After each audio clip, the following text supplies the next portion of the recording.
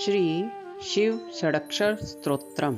ओंकारं बिन्दुसंयुक्तं नित्यं ध्यायन्ति योगिनः।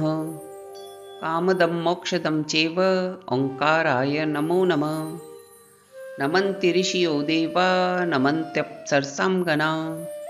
नरा नमन्ति देवेशं नकाराय नमो नमः। महादेवं महात्मानं महाध्यानं परायणं महापापहरं देवं मकाराय नमो नमः।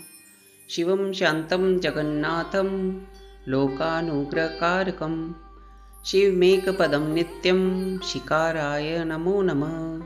वाहनं वृषभो यस्य वासुकिः कण्ठभूषणं वामे शक्तिधरं वेदं वकाराय नमो नमः। यत्र यत्र स्थितो देवः सर्वव्यापी महेश्वरः यो गुरुः सर्वदेवानां यकाराय नमो नमः। षड् अक्षरमिदं स्तोत्रं यः पठेत् शिवसन्निधौ शिवलोकमवाप्नोति शिवेन सह मोदते। इति श्रीरुद्रयामले उमामहेश्वर संवादे षडक्षरस्तोत्रं सम्पूर्णम्।